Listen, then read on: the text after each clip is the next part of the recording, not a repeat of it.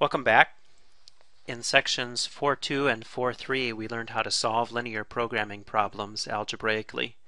Basically what you had to do was graph the objective constraints, find the feasible region by doing the multiple shading, find the corner points of the feasible region, then take the coordinates of those corner points and plug them in one at a time into the objective function and choose the largest or the smallest value of the objective function depending on whether you were trying to maximize or minimize the quantity.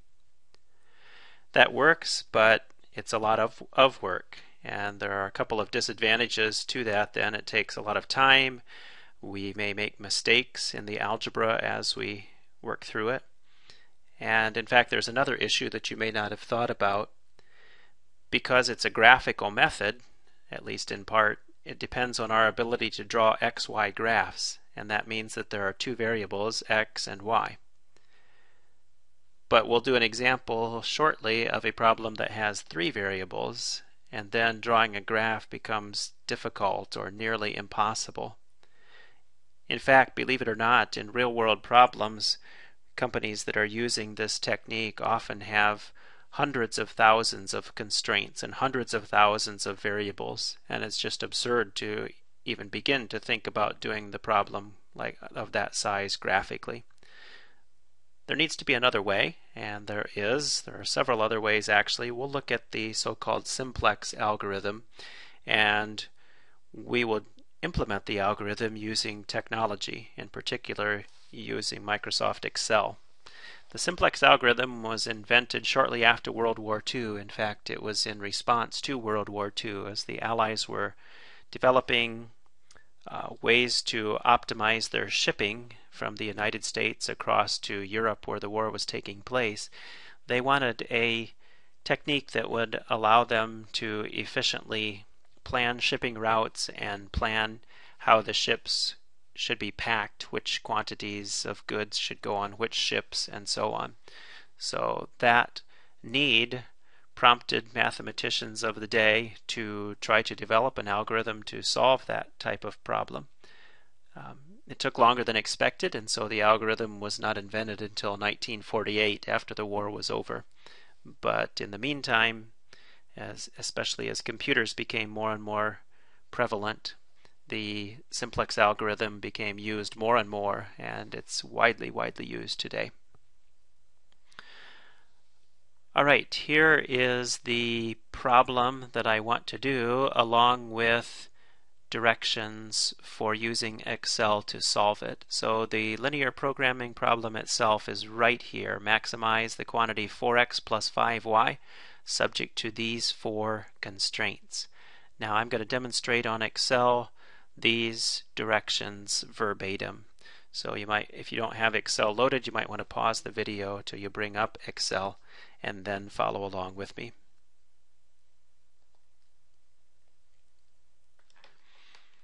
So here is Excel. The first thing that probably will need to happen is to load the solver add-in. So if you go up here to either the File menu on Excel 2010 or the Office button on Excel 2007 like I'm running, and click this, you'll get a menu that has an Excel Options button, and if you click that, you get a screen that looks like this. Go into Add-ins, and finally you can go down here to Go. Make sure that Excel Add-ins is showing in this drop-down menu, and click Go. Notice that up here there is a solver add-in, but it is currently inactive on my computer, and I want to make it active. So when we click Go, we get a screen like this, and go ahead and check the solver add-in and click OK. And it should have done it. Let me go back in just to verify that that happened. If I go back there to add-ins, now notice that the solver add-in has become activated. What that does for you then, when you click the Data tab and go over to the analysis bar on the toolbar, there should be a solver button now activated. If you don't see this solver button, then something has gone wrong with the steps that I've just indicated. Go back and try them again. Once you have solver activated, you're ready to enter the linear programming problem that is on the handout that was displayed. So let's give a couple of labels. In cell A1 I'm going to put X, and in cell B1 I'm going to put Y. The values of X and Y are actually going to go in cell A2 and B2 right below them. These are just labels to remind me of which variables went where. I'm going to come over here out of the way just a little bit and type object or type objective. Again, this is just a label to remind me of where the objective function is being put, and in fact it's going to be put in cell D2 right down below. That was step one. The variables are labeled. Let's define the objective function. Go ahead and click on cell D2, and then in that cell we're going to type a formula. So equals. Whenever you want to enter a formula in Excel, you need to start with an equal sign. Equals 4 times A2. And I can do one of two things. I can either type A2 right here, or probably better, I can move over to cell A2 and click. And then if I'm entering a formula, it will just copy A2, then the label for cell A2 right there.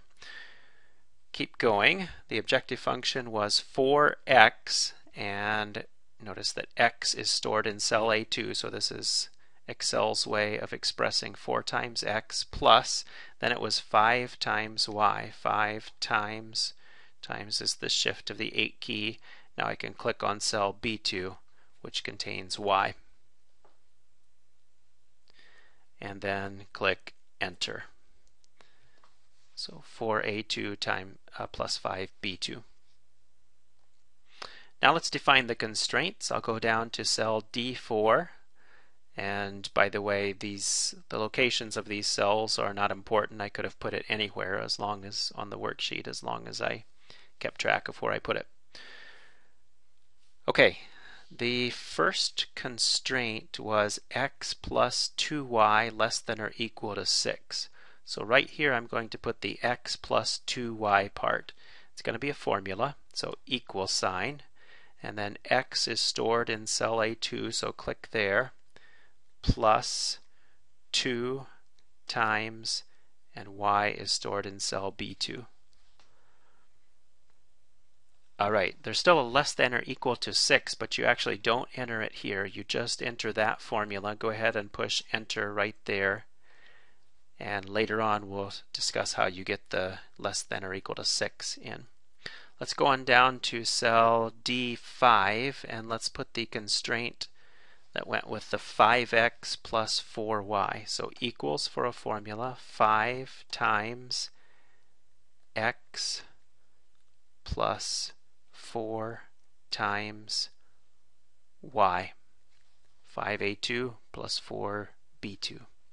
Again, don't worry about the less than or equal to 20 right now.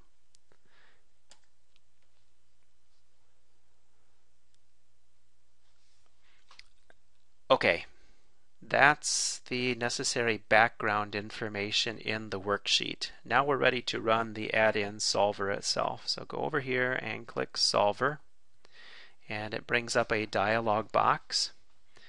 Now we'll carefully fill this in. First of all, notice that the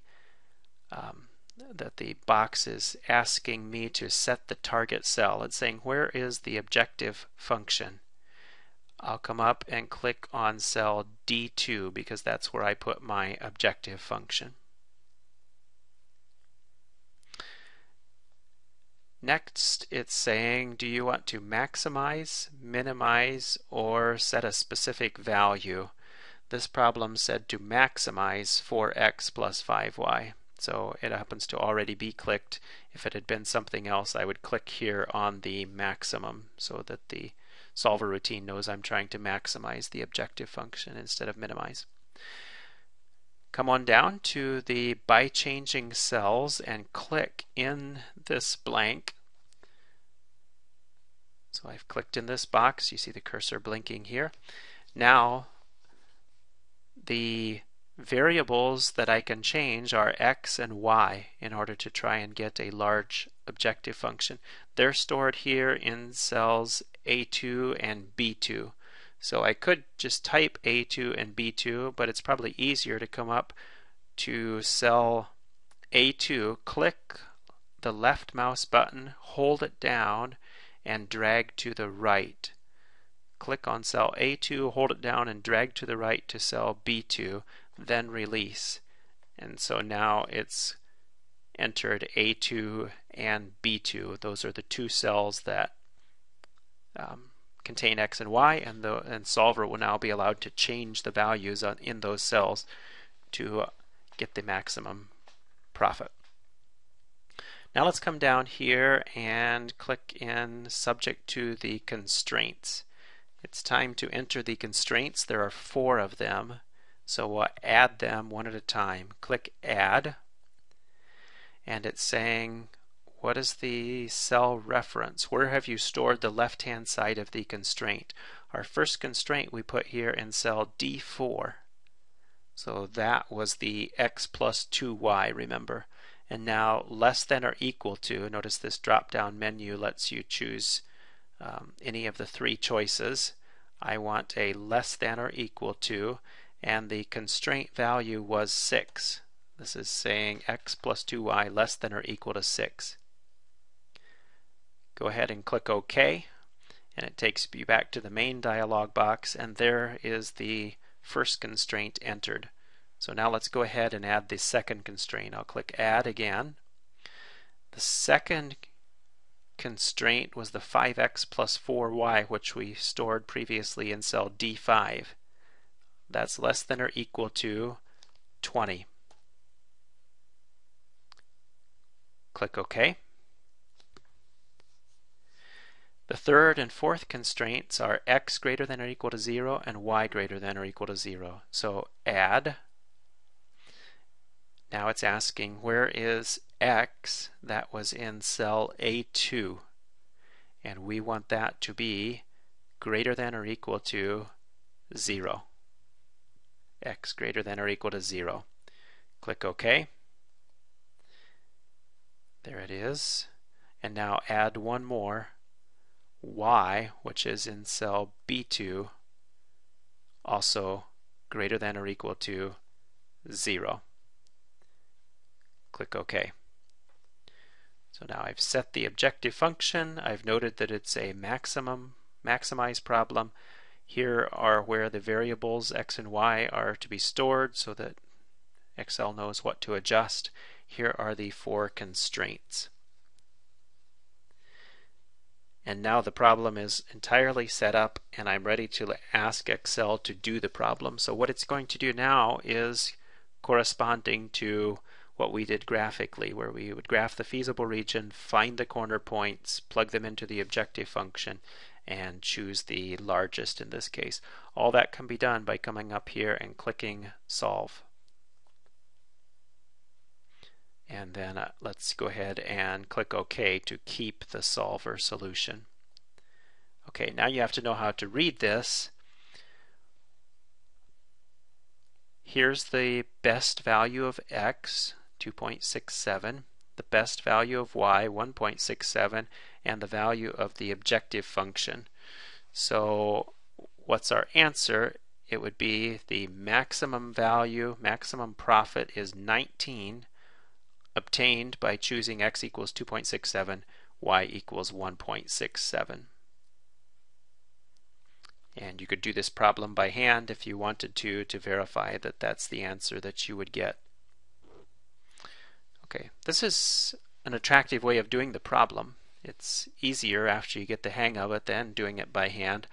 One thing to keep in mind is that Excel is very picky here. If you enter anything at all wrong, you're going to get the wrong answer almost certainly, and furthermore, you may not know that you get the wrong answer. I mean, how do you know what the right answer is unless you've done the problem by hand?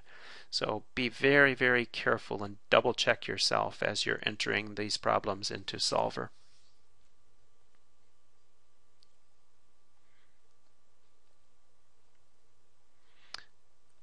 Okay, let's do this example.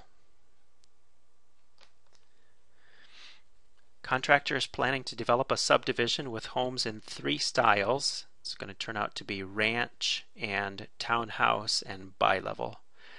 Each ranch house will be built on 0.35 acres of land, requires 2,750 hours of labor, and returns a profit of $11,000. Townhouses built on 0.25 acres of land require 3,250 hours of labor, returns a profit of $12,000. Bi-level houses built on 0.5 acres of land require 3,400 hours of labor, return a profit of $15,000. The contractor doesn't think that more than 50 bi-level houses can be sold, and so the contracting company, doesn't plan to build any more bi-level houses than this. Suppose we have 450,000 man-hours of labor and 50 acres of land. Questions: how many of each type of house should be built to maximize the profit? What is that profit? And then, will there be any land left over after that's done?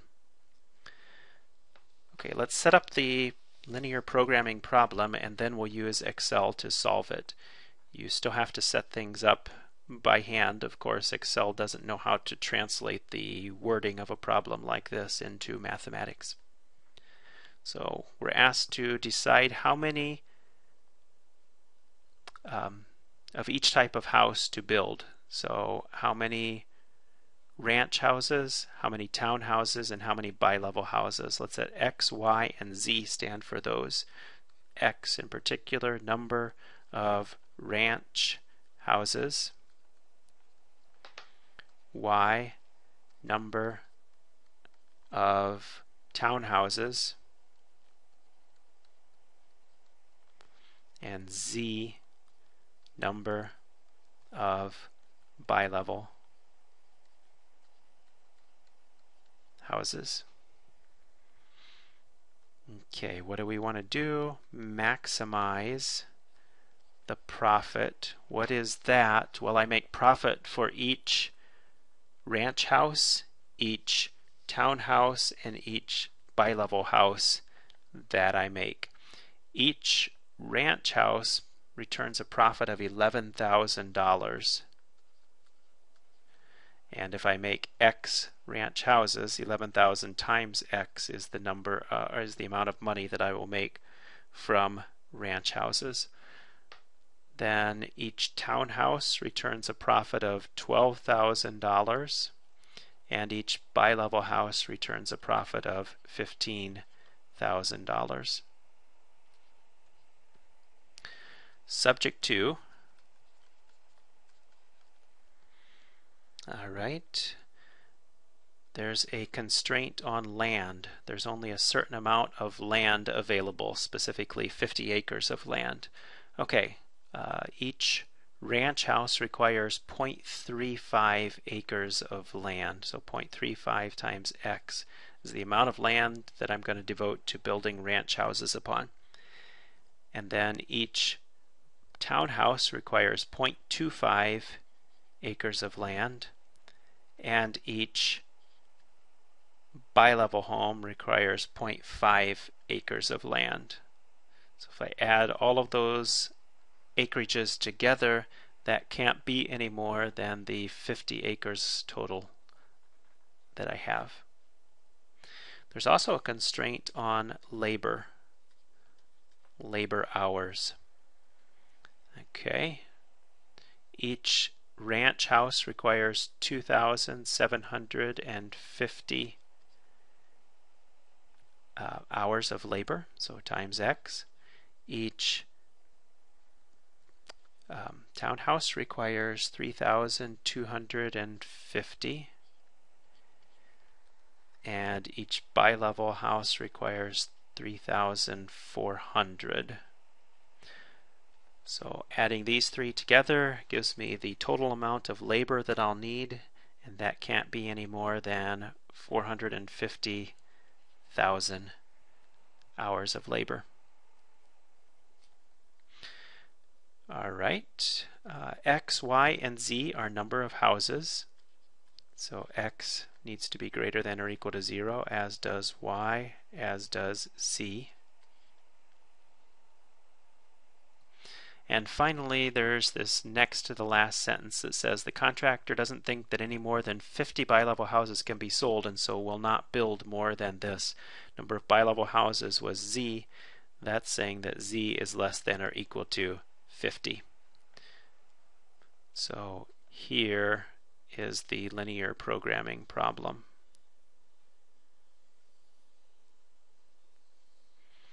Notice there are 3 variables, so doing this problem graphically by hand is not very feasible. In fact, it's impossible. We can't draw graphs in 3 dimensions accurately enough to be able to do this problem. So let's do this problem in Excel as well. I'll go back to Excel and let's bring up a new document.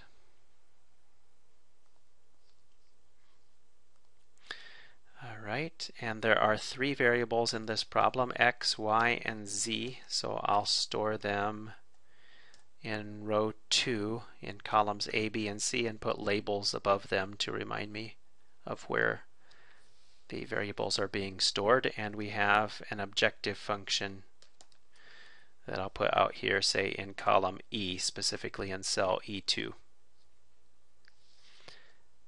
All right, now following the pattern from the previous example, let's enter the objective function. So equals, it was 11,000 times X plus 12,000 times Y plus 15,000 times Z.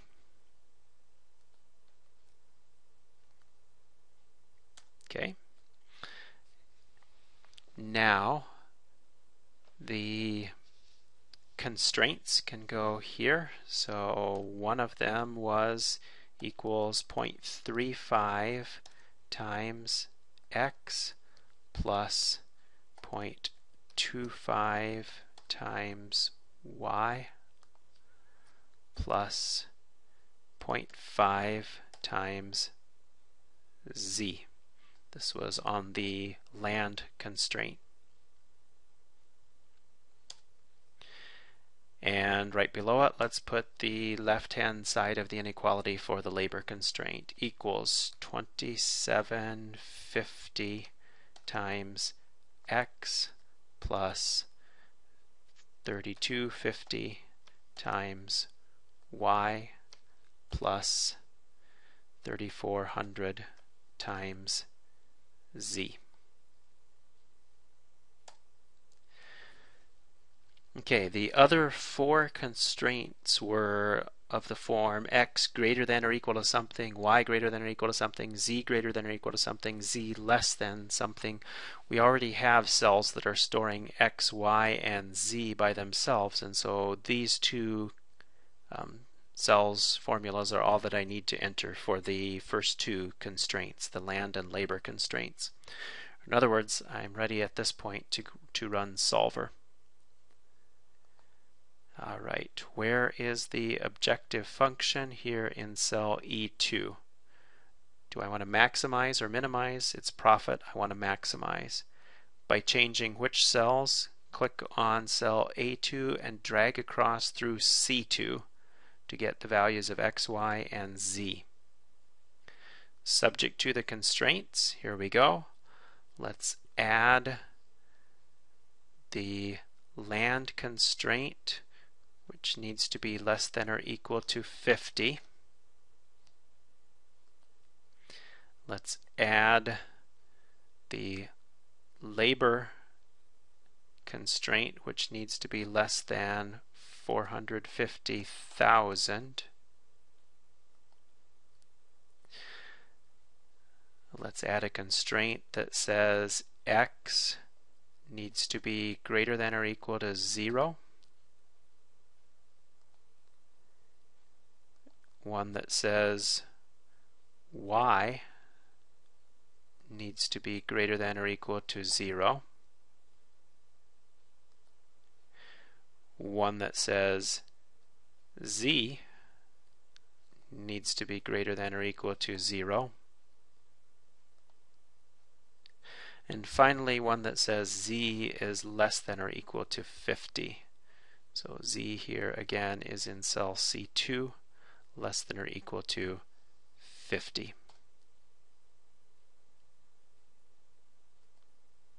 And so here's what the setup should look like. The target cell maximization, changing these cells subject to these constraints. When you have that done, you can go up here and ask Excel to solve the problem. It's quick. We'll keep the solver solution and jot a note to ourselves that x is 25, y is 65, z is 50, and the objective function is 1,805,000. All right, let's go back to the worksheet and write up an English conclusion to this problem.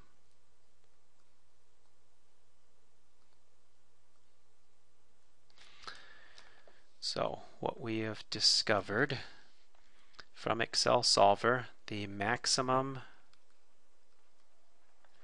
profit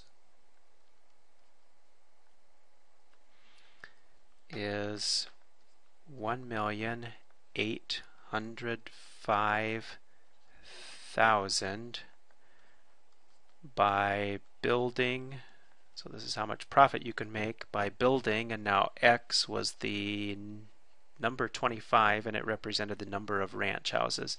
So by building 25 ranch, 65 town, and 50 bi-level houses. And that answers questions number 1 and 2. How many of each type of house to build, and what's the maximum profit? So this was parts 1 and 2. Now let's answer question 3. Will there be any land left over?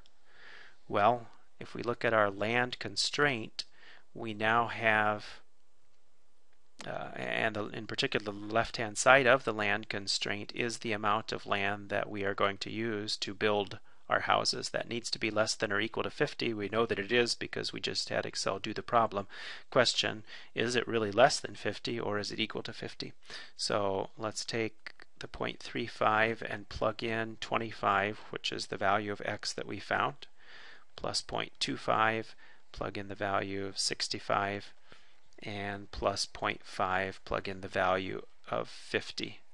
Work this out. It's arithmetic on your calculator if you like, and you get 50.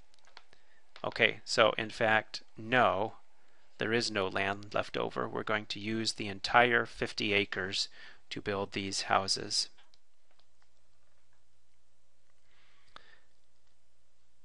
One last comment. If you come back in here, notice that there's a value of the constraint right here in cell E4, which was where we were dealing with the land.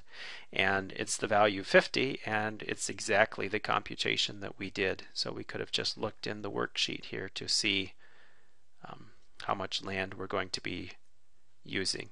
And here then would be how many labor hours we're going to be using. Alright, so an attractive way of doing the problem. You'll need to know how to do this for both the homework and test number 2. So you will need to be able to run Excel on your computer and be able to, in particular, work through Excel Solver and being able to enter these problems and using the solver. Thank you.